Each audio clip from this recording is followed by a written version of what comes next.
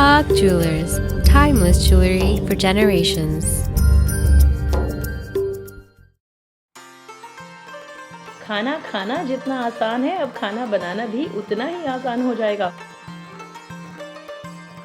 10 ही मिनटों में बनाइए अपने पसंदीदा डिशेस, चाहे वो हो शाही पनीर, दाल मखनी, तंदूरी वेजिटेबल्स या फिर दाल तड़का या फिर सीधी सादी भिंडी फ्राई।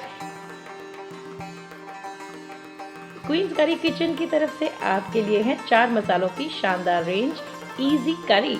आज ही लाइए और जब आपके घर में खुशबुएं उठेंगी तो सब पूछेंगे आखिर ये खाना कौन से रेस्टोरेंट से मंगवाया है। आज ही कॉल कीजिए 5166100203 या फिर हमारी वेबसाइट के थ्रू ऑनलाइन ऑर्डर्स प्लेस कीजिए www.queenscurrykitchen.com। Free shipping all over the US।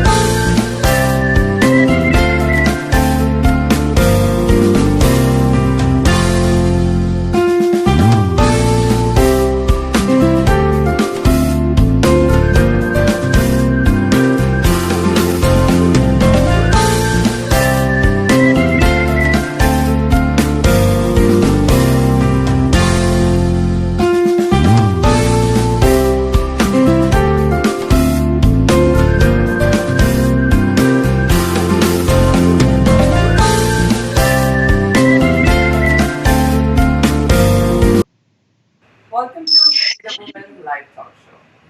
Using platform of Mydream TV USA, we want to spread the message worldwide. We don't believe in me, we believe in me. With this message, I would like to invite my co-host today, VEENA. Thank you, Rashmi ji and Janak ji, and Mydream TV USA and We the Women. So this is hello ji. For today's program with host and our guest today is Aalkkah Rajvansh, and I hope I said it correctly. She's from of Kaarmic connection, and she's in New Delhi. So yes, folks, we are in New Delhi. She's in New Delhi, and look at the technology these days. You can talk to anyone, anywhere. Just a Skype. That's what it takes. So welcome. We are maintaining the social distance, working on so that it follows the rules and regulations. So let's welcome Aalkkah. Hello, Aalkkah ji, how are you? Thank you, Rashmi. Thank you, VEENA, for having me over. It's my pleasure to be. And that's the land where my sister is, so I'm feeling just so connected with the US. That's great. Actually, last week, about a week ago, your sister was here with your brother-in-law, Raj Kumar. Both were here, Minu and Raj Kumar. Wonderful people. She's a very good friend of mine. And she's the one who said, you must call my sister too. I said, wow, great. She's in India. But she said, that we can talk and we can do everything from India now. It's just a phone call or Skype away or Zoom or one of those things. So I heard from her that you are a transpersonal regression therapist, which is a mouthful for me, and a trauma healer. And I was really curious to know, and I'm sure my viewers are as well. Can you just tell us a little bit about that, and how did you reach to this? How did you come to this journey, and how did you reach there? Just can you share with us? Yeah, sure. I mean, I had a long journey. My journey started. I was a lecturer in Kaarmic College in Bedi University. And after that, I used to write for magazines, and I would do freelancing work and even editing. And then I moved on to, making paintings and all that stuff. I love to do oil paintings. So when I was doing my oil paintings, and somehow, I was doing good. I was selling my work well, but somehow I was just not connecting. I felt as if something is missing in my life. And then in 2000, I just chanced upon, the Sikh religion. So for me, it was not a religion journey. For me, it was the beginning of my spirituality. So I started reading the scriptures. I learned Gurumukhi, and I was for 12 years connected to the Sikh religion. So I was just connecting to each of the gurus, and I was loving all the Barney, all the Shabads that I was reading. And from there, my journey began, and I learned Reiki. I learned pranic healing, and slowly and very gradually I moved on to. And actually, when I started meditating, when I joined the Ananda Sangh and I got into the teachings of Yogananda ji, my life transformed a total 180 degree. Where I was into a very material kind of a world, where for me all things which were very material mattered a lot. And suddenly, from that north, I moved to the south direction, and that was the time when the wake up call came for me. And I realized that, the outward journey is so superfluous and one needs to go inwards. So this is what is happening to the people. When Corona has come today, people are going inwards. They're beginning to realize, their inward journey is so important. And from there, I gradually moved on to one therapy to the other.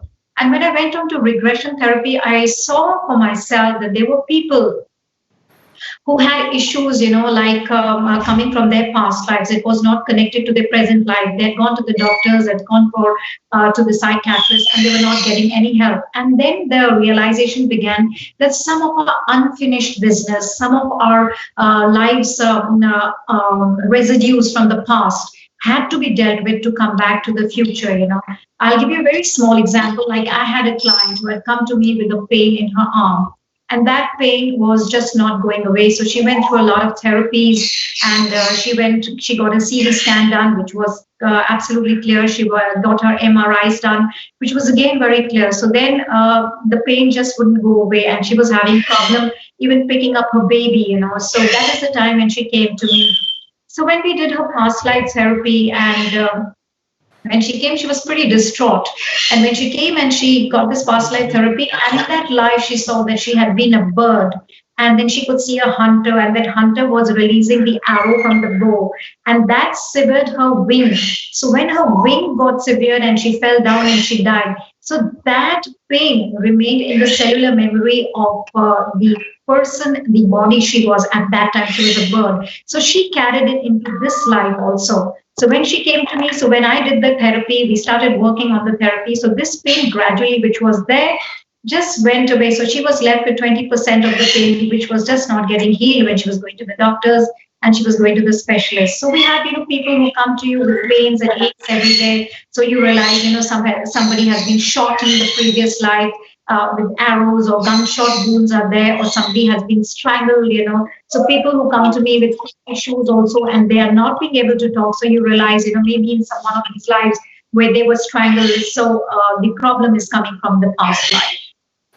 Wow, that's really amazing too. So really, can you help people like that? So what do? You hypnotize them, or how does it work? How does that past life? How did you come? How do you do that? What is your procedure? We use techniques to take the client back to the past life. So of course hypnotherapy is one of them, because I did my hypnotherapy course also. So that also helps. When you do hypnotherapy course, you work with clients, who got depression problems or who got weight issues. Weight issues are tackled by hypnotherapy when you work. So people who come to me for sports performance, where they feel that they're not doing very well in sports, especially areas like golf, even areas like sprints and all that they go in for, So that helps, because we work on hypnotherapy. We start working on the mind. So it helps clients to come to better performances. Also, children who are very scared of exams or anxiety problems and fears and phobias. So many things are resolved through hypnotherapy and even through past life regression. So through hypnotherapy is a means that we reach the past life, So past life is not only related to your past, which was there. It is also related to, let's say, memories related to the womb, what the mother goes through when she's expecting. So mother carries a lot of trauma, supposing she's had a bad relationship with the husband or in-laws, or she's working in a place where she's not very comfortable, or she's having emotional traumas and all that. So what happens is, these are carried forward to the mother, and that goes into the baby. So when the baby is born, and you have clients who come to you. So they pick up their mother's traumas, they pick up their mother's issues. So then you take them, you do the womb regression, you take them back. So this is when I had gone to the US last year. So I did a beautiful modality called rebirthing, where you connect to the traumas which come from the womb. So I this particular modality was started by this wonderful gentleman. Of course, Leonard Orr was no longer alive. So when I went there to the US, I had gone to North Carolina. So I trained with his wife, LB Orr and Suzanne, and then I came back, and then I've gone to Copenhagen, where I trained for good 40 days with Chandra Polak, you know. So this has been such a beautiful journey. I cannot even tell you. So every day is a revelation. Every day for me, it's a keyword revolution which is taking place, and a new part of me wakes up. A new part of me is like, oh, Aalkkah, come on, let's try this, let's do this. So for me, it begins like that, and for me, it's such a wonderful journey. I just want to ask you, like, for example, there's right now this COVID-19 is like it's caught all the world. I mean, everybody is going through something or the other. So if somebody comes to you with that kind of a problem, or like a child, you know, like who has anxiety about exams and all that. So how do you cope with that? What is your way of helping them? Yeah, because the best part about, I would say, I mean, it's not a nice thing to be saying, but still the best part I would say about COVID is that a lot of us have begun to interact. A lot of us are connecting to each other through, Zoom and all these facilities that have, technology is so powerful today, and we are connecting via technology. So clients who are coming to me, even clients from abroad, a lot of them are facing depression problems because anxiety problems, that there is a lot of fear that what's going to happen to our jobs tomorrow. What about the EMIs that we have to pay, EMIs for their houses, for their vehicles, and then you have the education of their school children and college children. So everything is kind of has come to a standstill. So a lot of people are very, very fearful of tomorrow, that what's going to happen to us. So when they get in touch with me, so you work with them, and then you tell them, ultimately the journey is inwards and not outwards. So the more we connect to the tomorrow, whenever we think of the future brings in fear. Whenever we connect to the past, there is a lot of regret. So the more you stay in the now, I think this is the best thing what COVID has taught us, to be in the now, to be in the here, to be, connected to yourself, who you are today. So don't keep shifting from, yesterday to tomorrow. So, I mean, really, yesterday has gone, it's got over. Tomorrow, God knows what's going to be there. God knows how long COVID is going to be there. God knows what something new will come. Be connected to who you are today and enjoy life for what it is giving us today. So I feel that is so important, to be in connection with your own self, in the now, in the today. That is really amazing, because I feel the same way. That is COVID-19. Although it's taken over the whole world in a not a good way, positive. I mean, it's bad for a lot of people, jobs and health and everything. But also at the same time, people are staying home, they're having more time with the family, spending more time with the family, and getting connected to people who they didn't get time to do, and taking care of their health, being closer to your people and your frontliners. I mean, we have to really thank them for what they're doing. Of course, they're giving their life every day. They're putting their life, in front of like in the hospital, for example. So we really have to thank them. But like you said, a lot of people were very fearful for this kind of jobs, and and then you're helping them, which is really, really amazing. And also, what kind of other people you come? Like, I believe you have claustrophobia people. They also have this. They also have the same problem, phobias. But that's them too. Fear of lifts. People have fear of heights. People have fear of water. Like I had a lot of fear of water till I went and did my rebirthing thing, and I could get over my fear of water. And I would look at even a little bit of water, and I would feel that I'm going to drown. As if the water is calling me, come, beckoning to me, come, I'm going to take hold of you, drown you. So this is one thing when I went to Copenhagen, and I could get over my fear of water. And that is the time we help a lot of people with their fears and phobias, anxieties, traumas, and pains. So not only it's about, also we are dealing with problems like self-worth and self-love. Many people, go through this issue. They feel self-love is about going to beauty parlors or getting the nails and painted and stuff done on your hair. And we teach them that self-love is accepting yourself for who you are. It really doesn't matter whether you're good looking or you're not good looking, you're black, you're white, you're tall, you're short, you've got a good job, you don't have a good job. It's all about accepting yourself, surrendering to yourself that, okay, this is the person I've come in this life, and that's what matters. That's really good, amazing to hear that. I mean, I know yours not a 9 to 5 job. I know that. So people must be calling you at all kinds of day and night to come for help. Yeah. And how many times does a person come? Let's say somebody has a fear of something.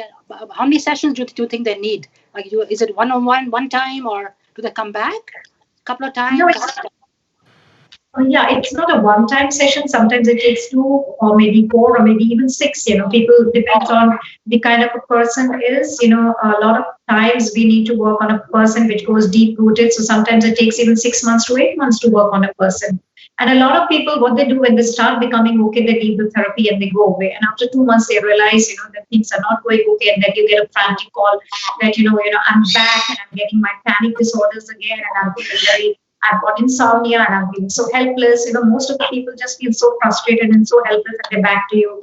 And then I tell them, that when I told you not to give a break in the therapy, so it's very important that you continuously go on with your therapy.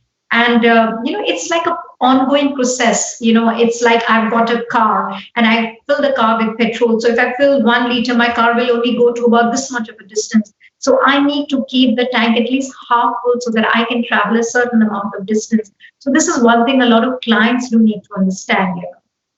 So that means they have to maybe come back again and to reinforce what they learned, because otherwise they might go back to what they were before. So they have to keep on coming back for some sessions at least. So I just want to know, so how are you coping with the COVID-19 in your family? What are you doing? How are the things in India right now? And what are you doing with the COVID-19 and to pass your time? What are you doing? What do you do? See, to pass my time, I'll be very honest. I've got some very great hobbies that are going for me besides my therapy. I love gardening because I'm a great lover of cactus, and I grow cactus in my house, and a couple of them I've imported also. So it's so beautiful to take care of them, and they have different shapes, and when you see them blooming and the flowers coming out of cactus, they look so beautiful, and there's so many of cactus that I have. And then, of course, I love dogs, and I have a whole lot of dogs with me. So I take care of them, and luckily for me, I've got great help with me. I've got girls who work for me, lovely girls, who are so, there are 4 of them who work with me and they assist me, and they take care of my dogs. So, giving them food, giving them a bath, keeping them clean and brushing their coats. Wow. So it's stuff, and it's so beautiful. It is beautiful seva. I mean, these dogs, you find them, I mean, roaming around the streets. How do you find them? They're like orphans, or they're just abundant, or how do you get them, the dogs? For me, a lot of these dogs were even good dogs, good breed dogs with abandoned, like big breeds. Suddenly you will hear people say that I've abandoned them because they eat a lot. Now, the bigger the body, the more the food they're going to have. So people abandon them. So that is the reason why I had Saint Bernards and Great Danes and Mastiffs that I picked up, and they came to me, from these institutions where they get abandoned. And I have also two indies, as you call them, the street dogs. So I've got 2 indies, I've got chihuahuas, I've got pugs, and I've got boxers, and I've got a whole lot of them. So what I do is I pick up the mothers from the these breeders, So the breeders they're just so horrible, I feel. So I always advise people not to take up the puppies, but to take the mother. At least the mother, she comes to you, she has a good retired life, you get neutered, and the mom stays with you. And so I have a whole lot of them, a whole lot of these mothers who are old and aged, and they've been with me. And then they all get along, all the dogs? They don't fight? Yeah, I'll just show you some of my girls, You have to see them. They're so amazing. My big girls and my small girls. Maggie. Oh, she's fast asleep. I'll just get you some more. You'll see my mastiffs. They're adorable. So I've got, some of the ages I don't even know. They could be 10, they could be 12. Some of them have got cataract in their eyes. So I just go pick them up. For me, it's more important that, like I said, they've got a good retirement plan. When they're staying here, they take care. So, I mean, how you remember? You remember all the names of each one? Sorry? Do you remember I mean, each one, you remember the names? How do you Yeah. remember? You remember all the names? Yeah, I'll just show you my two beautiful chihuahuas. And this one is Sophia. Oh, I really don't know how old she came to me when she was fully grown. And chihuahuas. And this is the new baby Pia, who has been added to a house, you know. So this is Pia, and yeah. And this is Sophia. Baby, you're on TV. Can you see yourself there? So chihuahuas have this habit of shivering a lot, you know. So they shiver, and it's not that they're scared, but they tend to shiver. So these are the smallest breeds that you have, you know. So this is a teacup chihuahua that I have. So she's about 1.5 kilos, and she remained max about 2 kilos. wow. I know they're so cute. Very, very Yeah. cute. So Yeah. not only you help the people, but you also Sorry? take good care. I said, not only you help the people, you take care of the people, as well as you take care of these dogs. It's really, Yeah. really amazing. So you have that inside of you to help people, the passion. Inside of you. Yeah, I'll just show you my big girl. Oh, look at She's Khaleesi. She's actually my son's dog, and she's a big breed dog we have. She's a big girl. She's about Wow. 4 years old, and she's such a gentle girl. She's big, but she's very, very gentle. So I have big and small breed, all kinds of girls with me. I believe you also like, if I'm not mistaken, I think you also like paintings, right? You like to paint?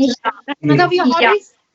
So how do you Yeah, painting was, I mean, I was not only was it my hobby, I was doing it professionally, and I was doing reproductions. You know, there was a time when people can't afford to buy a real Hussein, or they cannot afford to buy a Sujata Bajaj, like something like this. So I would do a replica for them and all that. Of course, not sign it because that's not ethical. So I would do a lot of reproductions and sell the work. You know, so depending on the budget people had to offer me, so this was good. I was enjoying painting a lot. You know.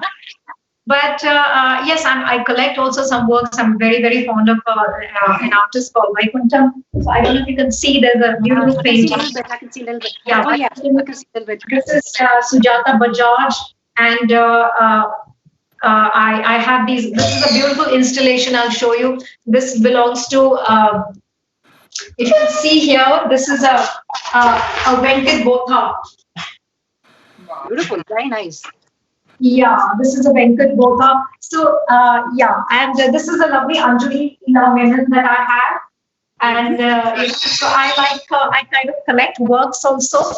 I'm a collector, so I mean, for me, it's a journey of not only painting but being with the artists and whose lovely works I love to collect. You know. I know that Meena was telling me that before you got into all this, you were helping her in the fashion too, right? And Yeah. you were doing that, you were helping her. You and your mom, and she said then afterwards you got into this thing. So how was that? How did you get out of that?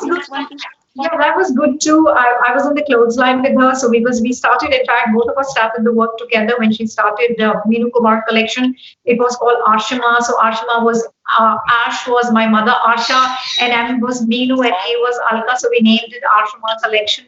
So, but then for me, like I said, when my inward journey began, I lost interest in clothes totally. So I was actually, very much enjoying it once upon a time. But after that, 2012, I was just not interested in it. And then before that, I believe you were a professor in the college, in the university. You were teaching. I was teaching political science because my specialization was international relations. And I was teaching in Kalandi College for about a couple of months. And then after that, I got married and I was with my husband. And so I mean, life's been so beautiful. And then I had my son. And then after that, I realized I didn't want to study. So I was like really enjoying myself, doing all kinds of things. But I was too much into the material aspect of life, And that's the time, I realized that life was so superfluous. So 2000, my actual journey began. And 2012, I had sunk in deep. Wow. You really got into it. So, like I said, so what else do you do? I mean, your family is with you right now, and so you pass your time with them, and you can go now. The things are better. You can go out. I mean, the things are relaxed. No, we still don't go out. We only go to purchase the essential items. So in my house, my husband's there, my son is there, and of course my 4 maids are with me, my girls who help me out. And but we don't go out, so whatever is, we can order stuff on the phone, so there's home delivery, people come, so we sanitize it well. So of course, corona has begun to rise more in India now. So we are taking due precautions. The only thing you can do right now till the vaccine is out is to take precautions. You cannot do anything. That's all you can do. I know. And then so you talk to your patients online, I guess, or on the phone. Whatever. Yes. Yeah. Everything like that. That's amazing. Amazing. Like I said, I said, when are you gonna plan? When are you planning to come here? We would like to see your workshop or something here. Definitely. I'm dying to come, and I was so. I was really heartbroken. To start your workshop, that is very good, beneficial for Exactly. This is something what you're doing right now. Yeah, a lot of people need this. I mean, over here as well, of course. I mean, India, but over here too, it's the same thing. And one thing more, I'm noticing a beautiful necklace. Yeah, the Rudraksh necklace. Yeah. Yeah. Where'd you get that from? Can you tell us? Yeah, I want to share about Rudraksh. You know what is Rudra? Rudra means Lord Shiva, and Aksh means his tears. So Rudraksh, they were Shiva's tears. And why would they be Shiva's tears? Because he was the ultimate yogi who meditated. So when he would be in a deep meditation, tears would just roll down his eyes. Because he was in such a beautiful state of connection with the divine, because he is divine. But when you connect to your own self, when you connect to something which is much bigger than you also, so tears would just roll down. So those, when it rolled down, and these trees in Nepal and all, they came. So they became the Rudraksh. And I'm very fascinated because the energy of Rudraksh is very purifying. So what I'm wearing is still the Chauda Mukhi. You don't get one Mukhi now, which is very, very rare. So you get it in South Asia and Indonesia. The ones which are in Nepal are not available. So people lie when they say, I got it from Nepal. So you don't get them. It's rare. So, yeah, so 2, 3, 4 until 14, and also great energy going. So I'm hoping that gradually I add the 15 Mukhi, 16 Mukhi to my collection of the Rudraksh. I see. You're totally in love with nature. That's what you are. Yeah, exactly. Yeah. And so this is another thing I'd like to share, that in 2016 I started my own wellness center called Kaarmic Connection. So I named it Kaarmic Connection for the simple reason that we are all connected to each other, and also with our karmas, Yeah. So that is how I gave the name Kaarmic Connection. So it's not only I invite a lot of people to come and teach their modalities at my center. So we have a lot of people who come and teach Reiki or pranic healing, and then we have people with regression therapy, inner child therapy, family constellation. And I have even international people, like the person who got Reiki into India, an American, Paula Moran. She came here. Then we had Ekta Boduli, who taught us about quantum therapy. She was here. And then we have a lot of people with repute who come and teach at my center. So they book my center not only for their workshops, even for sessions. So like I laid it out for sessions. If supposing somebody wants to take a session of tarot, or somebody wants to take a session of Reiki or whatever they are. So that's how I work with people, Aalkkah, so it's great. People are aware of that. What exactly happens when you do the Reiki? So please, can you share a little bit more details about that? Yeah. So what we do with Reiki is nothing. Reiki is also energy. What are we? We're nothing but energy. So we are just with our body. The body is holding all the energy together. So what we do, we have these energy points. So we connect with these energy points to give Reiki.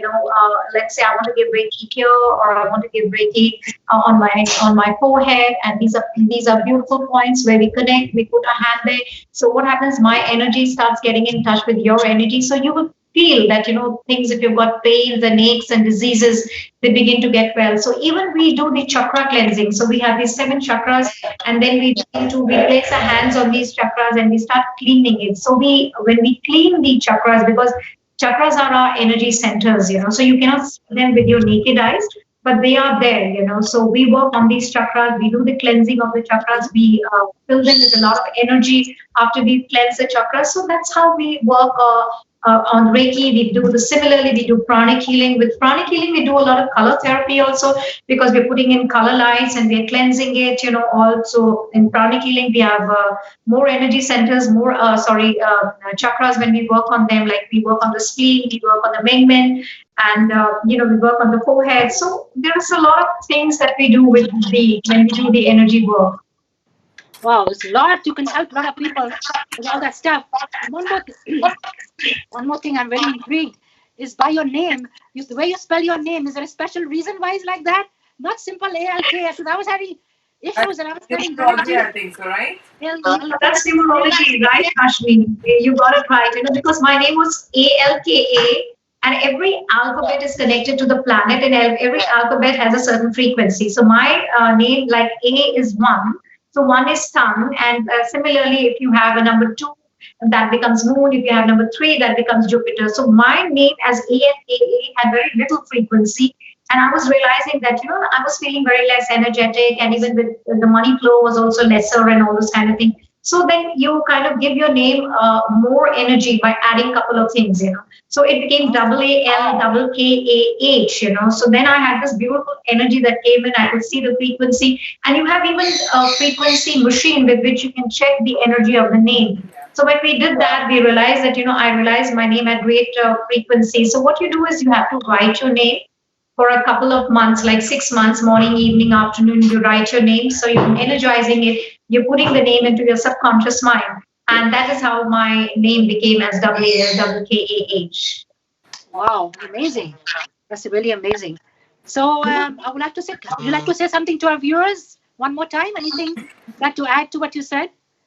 Yes, America, I'm dying to come there. I'm dying to be with my sister. I'm dying to come and take classes there. I'm dying to come and do the healing there. I'm dying to come and take workshops there. I want to come, be with you, help to train and help to learn, and also to help you, see there's so much more to life than just being into these let's say the physical aspect, this metaphysical aspect. So I want to share everything. The world is all about caring and sharing. So I want to care, share, and be there for all of you. Oh, wow. So, Kaarmic connection. Can you give the phone number?